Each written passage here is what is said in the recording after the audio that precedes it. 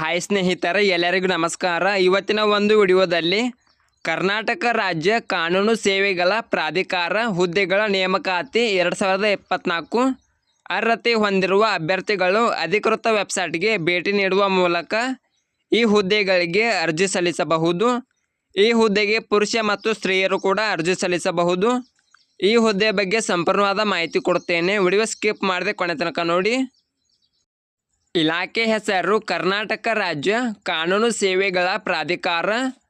ಹುದ್ದೆಗಳ ಸಂಖ್ಯೆ 120. ಹುದ್ದೆಗಳ ಹೆಸರು ಕಚೇರಿ ಸಹಾಯಕ ಮತ್ತು ಗುಮಾಸ್ತ ಜವಾನ.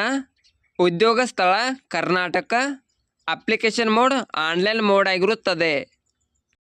ಹುದ್ದೆಗಳ ವಿವರ ನೋಡೋಣ.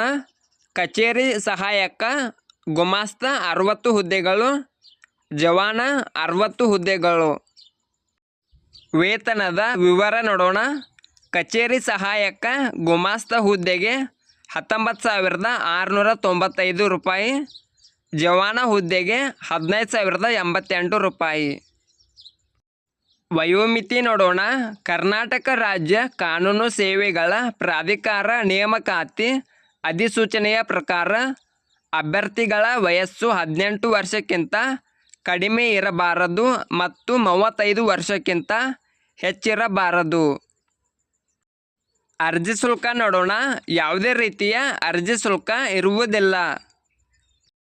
ಶೈಕ್ಷಣಿಕ ಅರ್ಹತೆ ನೋಡೋಣ.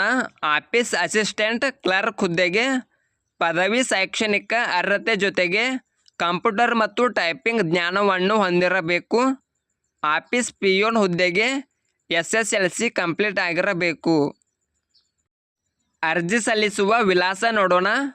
ಆಯಾ ಜಿಲ್ಲೆಗಳ ಸದಸ್ಯ ಕಾರ್ಯದರ್ಶಿಗಳು ಜಿಲ್ಲಾ ಕಾನೂನು ಸೇವೆಗಳ ಪ್ರಾಧಿಕಾರಕ್ಕೆ ಅರ್ಜಿ ಸಲ್ಲಿಸಬೇಕು.